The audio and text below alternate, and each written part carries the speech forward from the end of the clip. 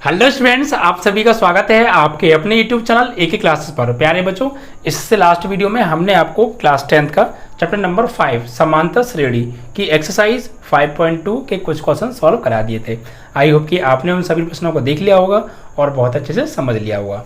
बच्चों, अगर आपने पिछले चैप्टर्स की सभी वीडियोस को नहीं देखा है तो उनका लिंक इस वीडियो के डिस्क्रिप्शन में पड़ा हुआ है, आप लोग जाकर देख सकते हैं, या चैनल को अभी सब्सक्राइब करके प्लेलिस्ट में जाकर भी देख सकते हैं। बच्चा, वीडियो को लाइक शेयर करना मत भूला करो और अपने फ्रेंड्सों के साथ भी वीडियो को शेयर किया करो। ओके, चलिए तो आज आगे के प्रश्न सॉल्व करेंगे और आज आपकी एक्सरसाइज को भी समाप्त करेंगे।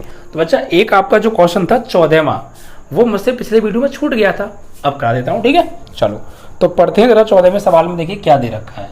यहाँ पे हमें दे रखा है 10 और 250 के बीच में 4 के गुणज कितने हैं वो बताने हैं। अब ये 4 के गुणज क्या होते हैं? तो ऐसी संख्याएं जो 4 से पूरी पूरी विभाजित हो जाती हैं, 4 से पूरी पूरी कट जाती हैं, वो 4 के गुणज होते हैं। ठीक है, तो भैया किस किस के बीच में पूछा है? 10 और 250 के बीच 4 के गुणज। तो देखो बच्चा क्या होंगे, देखिए 10 और 250 के बीच में यहाँ कहीं होंगे 4 के गुणज। तो 4 के गुणज कौन से होते हैं? जो 4 से कट जाएं। तो 10 के बाद 10 तो कटेगा नहीं 4 से, और इससे आगे 10 के आगे ऐसी कौन सी संख्या है जो 4 से कटेगी? तो बच्चा वो है 16, 4 चौक 16, और एक 4 तिया 12, 12 भी तो है। तो पहला हो गया गुणज 12। भाई 10 तो गुणज है नहीं, लेकिन 10 के आगे जो संख्या है वो 12 है, वो 4 का गुणज है, क्योंकि ये 4 से कट रहा है, 4 तिया 12। इसके बाद 16, इसके बाद 20, और ऐसे ही डॉट डॉट डॉट डॉट। 250 क्या 4 से कट जाएगा? चेक कर लेते हैं, नहीं कटेगा। तो 250 से पहले ऐसी कोई संख्या देखो जो 4 से कट रही हो, तो देख लेते हैं जरा। तो भैया 250 है, इसमें 4 से भाग दो आप, तो 4 से भाग दो, 4 6 24, और कितने हो गए? एक बचा 10 हो गए, 4 दूनी 8, कितने बचे? 2 बचे लास्ट में, तो इसमें से 2 कम कर दो। भाई 250 में 4 से भाग दो, शेष में कितना बच रहा? 2, तो 2 ही घटा दो, इसमें से जो संख्या आएगी वो पक्का 4 से कटेगी। तो इसमें से 2 कम करो बच्चा, 2 से 248, ये पक्का 4 से कट जाएगी, वरना देख लो 4 6 24, 4 दूनी 8। तो बच्चा ये हो गए सब 4 के गुणज। ठीक है, तो ये यहाँ लिखेंगे 4 के गुणजों से बनी एपी। 4 के गुणजों से बनी एपी कौन सी है? 12, 16, 20, डॉट डॉट डॉट डॉट, 248। ये एपी है जो कि सार्वंतर से एक फिक्स नंबर ऐड होके मिल रहे हैं। तो ए बराबर क्या हो गया यहाँ से? 12। डी कैसे निकालेंगे? 16 माइनस 12 यानी 4 हो गया। और अंतिम पद जिसे हम एल बोलते हैं वो 248 हो गया। ठीक है, अब क्या पूछा है? गुणजों की संख्या, 4 के गुणजों की संख्या। तो 4 के माना, 4 के गुणजों की संख्या बराबर n है, तो हमें n ही निकालनी है बच्चा। ठीक है, तो फॉर्मूला क्या होगा? देखिए l बराबर a plus n minus 1d। Formula याद होना चाहिए, बस कहानी खत्म। l की वैल्यू 248, a की वैल्यू आपकी 12, और n निकालना है, और d की वैल्यू आपकी 4। तो 12 को धर लाओ, 248 माइनस 12, n माइनस 1 इंटू 4, घटाओ 8 में से 4, 8 में से 2 जाएगा तो 6, 4 में से 1 जाएगा 3, 236, n माइनस 1 इंटू 4, 4 से काटो, 4 6 4 पंजे 20, और 4 ये कितना बचा था आपका? 6 बचा था, 4 9 36, n माइनस 1, तो n बराबर 59 प्लस 1 यानी 60 गुणज है। 4 के 10 और 250 के बीच में जो है 60 गुणज आ रहे हैं बच्चा। ठीक है, तो इजी था, बस यही बचा लो गुणज कौन कौन से, गुणजों से एपी बना लो। 15 में मैंने कहा था, 16 में देखिए, वह एपी ज्ञात कीजिए जिसका तीसरा पद 16 है। चलो 16वां सवाल, एपी का तीसरा पद यानी A3 हमें दे रखा है 16, और 7वां पद 5वें पद से 12 अधिक है। 7वां पद 5वें पद से 12 अधिक है। ये कौन कह रहा है? मैं नहीं कह रहा, प्रश्न कह रहा है। ठीक है, तो जो है AP का कौन सा पूछ रहा है? हाँ, तो क्या पूछ रहा है? AP ज्ञात कीजिए, यानी AP निकालनी है। ठीक है, तो AP क्या होगी? AP बताओ। तो भैया AP ज्ञात करने के लिए हमें प्रथम पद चाहिए और सार्वंतर चाहिए। प्रथम पद A और सार्वंतर D मिल जाएगा तो आपको AP आराम से बन जाएगी। तो A और D निकालने हैं। तो देखिए बच्चा, यहाँ पे बोल रहा है 7वां पद यानी A7 और 5वां पद यानी A5। तो देखिए प्रश्नानुसार, प्रश्न में कही गई है ये बात बच्चा, क्या कही गई है कि जो 7वां पद है वो 5वें पद से 12 अधिक है। 7वां पद 12 अधिक है किससे? 5वें से। तो 12 जोड़ेंगे इधर। ठीक है बच्चा, ऐसा करने पे ये क्या हो गए? बराबर। क्या हो गए? बराबर। अब देखिए यहाँ पे प्रथम पद और सार्वंतर हमें पता नहीं है तो यहाँ मान लेंगे। यहाँ मान सकते हैं आप, माना AP का प्रथम पद बराबर A और सार्व अंतर बराबर D। ठीक है, तो ये 7वां पद क्या होता है AP का? A + 6D और 5वां पद A + 4D और प्लस 12। A से 1 कट गया, 4D इधर ले आओ, 6D - 4D बराबर 12। तो 2D बराबर 12, 2 छक्के 12, तो D बराबर 6 आ गया। ठीक है, अब A का मान चाहिए तो किसी एक में उठा के रख दो। तो भैया हमें एक चीज़ और दी थी A3 यानी A + 2D बराबर 6 दिया था। समीकरण नंबर 1 16। भाई तीसरा पद क्या होगा? A + 2D और बराबर कितना? 16। समीकरण 1 डाल दिया। अब इस D के मान को कहाँ लगा दो? Put in first. तो बच्चा A + 2 × D की वैल्यू 6 बराबर 16। तो A बराबर 16, 6 दूनी 12 धर जाएगा तो -12। तो A बराबर आ गया 4। तो A और D के मान आ गए। अब AP निकाल सकते हैं हम आराम से। तो AP क्या होगी बच्चा? प्रथम पद A + D, A + 2D, A + 3D, comma dot, ये होती है AP। तो A की जगह A की वैल्यू कितनी है बच्चा? 4, कॉमा A + D यानी 6 + 4 10। फिर 4 जोड़ दो भाई, D जोड़ना है, हर बार D जोड़ना है।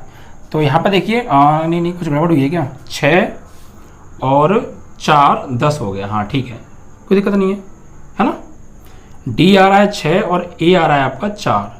तो पहला प्रथम पद हो गया 4, फिर अगला कैसे मिला? 6 जोड़ के मिला, 6 और 4 10। फिर अगला कैसे मिलेगा? फिर से 6 जोड़ दो 16। फिर अगला कैसे मिलेगा? 16 और 6 22। फिर अगला कैसे मिलेगा? 28 एंड डॉट डॉट। इस तरीके से AP आ गई आपकी। ठीक है, तो A और D निकालो और A में D जोड़ते जाओ, हर बार आपकी AP बनती जाएगी। ठीक है, 16वां सवाल आपका यहाँ पे कंप्लीट हो जाता है बच्चा पार्टी। अब आगे बढ़ते हैं और अगले प्रश्न को उठा लेते हैं। 17वां सवाल में देखिए क्या दे रखा है बच्चा? AP दे रखी है। ठीक है, कितनी है? 3 8 13 और 253 डॉट डॉट डॉट 253 है। अंतिम पद से 20वां पद यानी अंत से 20वां पद कितना होगा? पीछे से 20वां पद। भाई इधर से गिना तो 1 2 3 ऐसे 20वें नंबर पे आएगा, लेकिन पीछे से गिनेगा तो 1 2 3 4 ऐसे 20वें नंबर पर कुछ तो आएगा, वही निकालना है। ठीक है, तो पहले यहाँ से प्रथम पद निकाल लेते हैं बच्चा। प्रथम पद स्मॉल a कितना है? 3। सार्व अंतर D कितना होगा? 8 - 3 यानी 5। अंतिम पद L कितना दे रखा है? 253। ठीक है, अब फॉर्मूला लगा दो। अंत से 20वां पद चाहिए, तो भैया अंत से 20वां पद का फॉर्मूला क्या होगा? अंत से 20वां पद होगा AN बराबर L - N - 1D। ठीक है, तो पहले AN निकाल लेंगे, या फिर यहाँ पे ऐसा कर लो, एक फॉर्मूला लगाओ।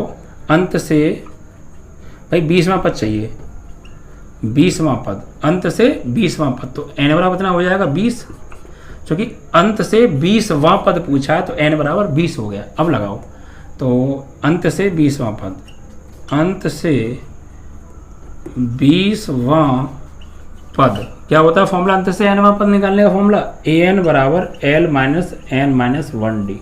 तो AN की वैल्यू यानी 820 20वां पद निकालना है, और L की वैल्यू 253 माइनस N की वैल्यू 20 -1 और D की वैल्यू 5। 200 53 माइनस 20 में से 1 जाएगा 19 माइनस 5, तो 253, 19 पंजे 95, तो घटाओगे 13 में से 5 जाएगा 8, 4 बचे 24, 24 में से 9 जाएगा तो आपका बचेगा 15 है ना, 158 आ गया। ठीक है, 20वां पद अंत से जो 20वां पद है वो आपका 158 होगा। और ये आपका सवाल कौन सा है, ये आपका सवाल है 16वां। ठीक है, 16वां सवाल है बच्चा। अंत से 20वां पद 158 है, नहीं 17वां सवाल है ना। अंत से 20वां पद आपका यही आ रहा है। ठीक है, अंत से 20वां पद निकालने का पहला सवाल आया था, लेकिन कॉन्सेप्ट आप ध्यान रखिए, जो चीज़ें मिल रही है निकाल लो, फॉर्मूला का तो सीधा है। ठीक है, अब देखिए इसके बाद आपका है 18वां सवाल, ध्यान से पढ़िएगा ना। इसमें क्या है, किसी एपी के चौथे और 8वें पदों का योग 24 है। 18वां, एपी के चौथे प्लस 8वें पदों का जो योग है वो कितना दे रखा है, 24 है। ठीक है, चलो और आगे बोलना है छठे और 10वें पदों का योग 44 है। छठे यानी 6वें और 10वें पदों का योग कितना है, 44 है। ठीक है, तो एपी के पहले 3 पद बताने हैं। तो भैया एपी के पहले 3 पद निकालने के लिए ए और डी चाहिए, जो कि हमारे पास नहीं है। तो माना एपी का प्रथम पद बराबर ए और सार्व अंतर बराबर डी। तो ये चौथा पद क्या होगा, यानी A4, 8वां पद क्या होगा, यानी A8 बराबर दे रखा है 24। तो A4 होता है A प्लस 3D और A8 होता है A प्लस 7D बराबर 24। A और A 2A, 7 और 3 10D बराबर 24, 2 कॉमन ले लो, A प्लस 5D बराबर 24, कटेगा 12 बार, तो A प्लस 5D बराबर 12, समीकरण नंबर 1। ठीक है, ऐसे ही अब इस पे आ जाओ। छठा पद A प्लस 5D, 10वां पद A प्लस 9D बराबर 44, A और A 2A, 9 और 5 14D बराबर 44, 2 कॉमन आ रहा है, तो A प्लस 7D बराबर 44, 2 से कटेंगे 22 बार, तो A प्लस 7D बराबर 22, समीकरण नंबर 2। ठीक है, अब क्या करना है आपको, समीकरण 2 में से समीकरण 1 को घटाओ, तो 2 माइनस 1, तो A प्लस 7D बराबर 22 में से घटाना है A प्लस 5D बराबर 12 को, माइनस माइनस माइनस ये कट गया, 7 में से 5 गए 2D, 22 में से 12 गए 10, 2 पंजे 10, D की वैल्यू आ गई 5। ठीक है, अब क्या निकालना है, A का मान, तो इसे पुट कर दो फर्स्ट, पुट इन फर्स्ट, कहाँ है ये रही, तो A प्लस 5 इंटू डी की वैल्यू 5 बराबर 12, तो A प्लस 25 बराबर 12, तो A बराबर 12 माइनस 25, A बराबर कितना आ गया, माइनस के 13। ठीक है, A और D आ गए। अब पहले 3 पद, AP के प्रथम 3 पद, तो बच्चा फर्स्ट पद होगा A और A की वैल्यू माइनस के 13, सेकंड पद होगा A प्लस D यानी माइनस के 13 और प्लस D की वैल्यू कितनी है बच्चा पार्टी 5, तो 13 में से 5 जाएंगे 8, माइनस के 8, और थर्ड पद होगा बच्चा, ओहो तुम क्यों घूम रहे हो भाई, यहाँ पे जाओ पढ़ाने दो, A प्लस 2D, तो A की वैल्यू माइनस के 13 एंड प्लस 2D की वैल्यू 5, तो माइनस के 13 और 5 2 जा 10, तो फाइनली माइनस के 3, तो बच्चा माइनस 13 माइनस 8 माइनस 3। ठीक है, this is third term of AP। Okay चलिए, तो 18वां क्वेश्चन कंप्लीट।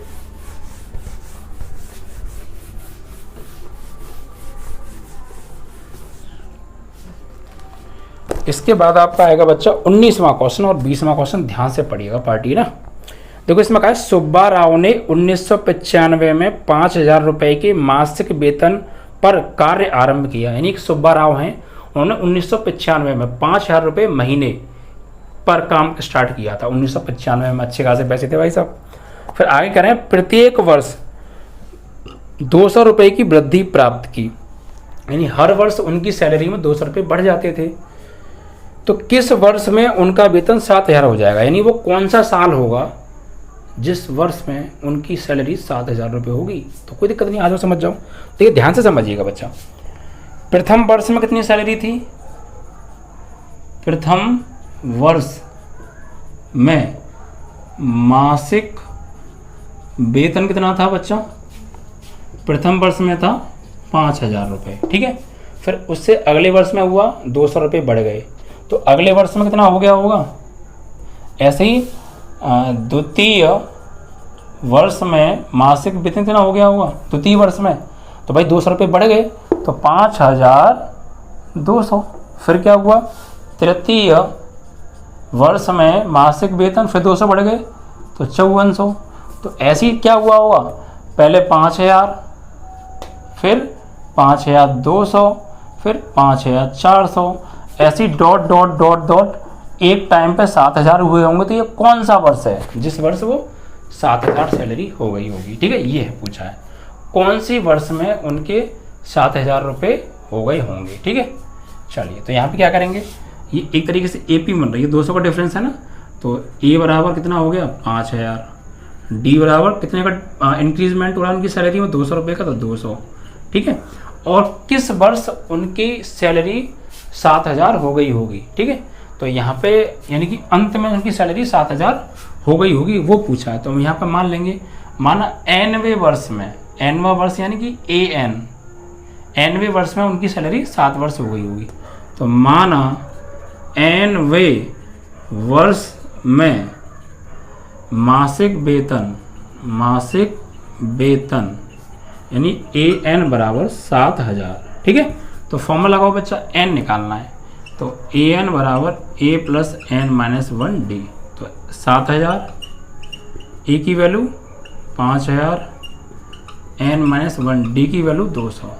इधर लाएंगे 7,000 से 5,000 जाएगा तो 2,000, N-1 इंटू 200 कट जाएगा, ठीक है। दो कटेंगे, 2 धाई 20, तो N-1 बराबर 10। तो N बराबर 10 प्लस 1, तो N बराबर 11।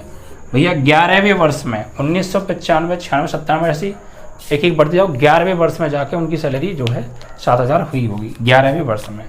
तो लिखेंगे अतः 7,000 मासिक वेतन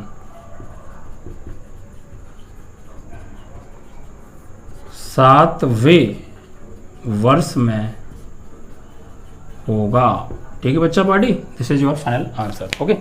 तो इसके बाद आपका एक क्वेश्चन और बचता है 20, जो कि इस एक्सरसाइज का सबसे लास्ट क्वेश्चन है बच्चा पार्टी, ठीक है। चलो इसी को पढ़ते हैं, ये ऐसा ही थोड़ा ध्यान से पढ़िएगा, ठीक है।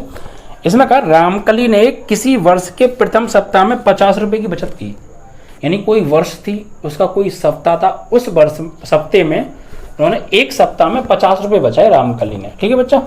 20वां सवाल है, प्रथम सप्ताह में बचत कितनी है बच्चा, 50 रुपये, ठीक है।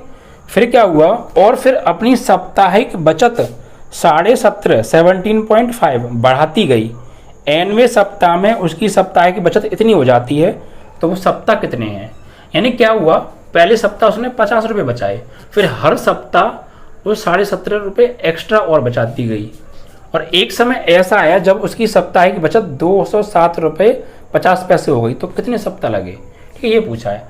तो भैया देखिए, प्रथम सप्ताह में 50 रुपये उसने बचाए, और हर सप्ताह ये बोल रही ना, अपनी साप्ताहिक बचत 17.5 रुपये बढ़ाती गई, तो हर सप्ताह बढ़ी हुई, यानी आपको इसको ऐसे ना लिखो, ऐसे लिखो साप्ताहिक, नहीं, अपनी साप्ताहिक बचत, बड़ी साप्ताहिक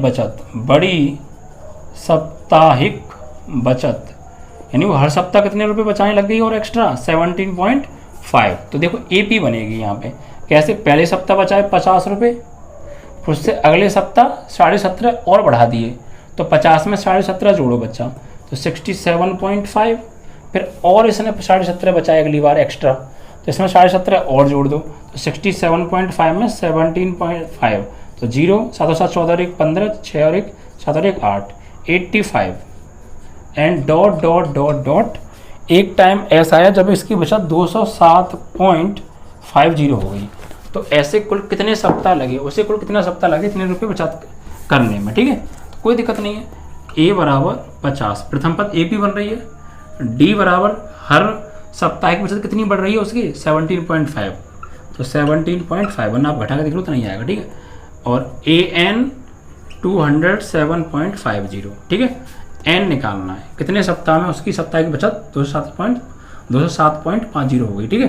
तो चलिए, तो ए एन बराबर ए प्लस एन माइनस 1 डी, तो ए एन 207.50, ए की वैल्यू 50, एन निकालना है, डी की वैल्यू 17.5, 50 डलाओ, 27.50 माइनस 50, एन माइनस 1 इंटू 17.5, घटाओ बच्चा, 207 से 50 घटा दो, और 157 बचे, 157.50, ठीक है। ओके, तो बराबर एन माइनस 1 इंटू 17.5, ठीक है। तो यहाँ से आप क्या करिए बच्चा, इसको डिवाइड में लाओ, तो 157.50 divide by 17.5 equal N minus 1। तो बच्चा यहाँ से पॉइंट हटाएंगे, नीचे क्या बढ़ेगा 100, यहाँ से पॉइंट हटाएंगे तो नीचे क्या बढ़ेगा 10, इससे एक 0 घट गई, ठीक है। तो क्या बचा देखो, एन माइनस 1 बराबर 15750 एंड डिवाइड बाई 175 इंटू 10, 0 से 0 काट दो, ठीक है। अब एन माइनस 1 बराबर 5 से काटो, 5 3 15, 5 एकम 5, 5 25, 5 दूनी 10, 5 3 15, 5 25, 5 6 30, 5 3 15, 5 7 35, 7 9 63, तो एन माइनस 1 बराबर 7, तो एन बराबर 7 प्लस 1, तो एन बराबर 8 वे सप्ताह में, 8 सप्ताह में उसकी सप्ताह की बचत 207.50 हो जाएगी बच्चा, ठीक है। इसी तरीके से आपका ये क्वेश्चन भी समाप्त और आपकी एक्सरसाइज भी समाप्त होगी, ठीक है बच्चा। अब अगली एक्सरसाइज को मिलेंगे बेसिक कॉन्सेप्ट के साथ, तो वीडियो को ज़्यादा से ज़्यादा शेयर कीजिएगा और लाइक कीजिएगा, ओके।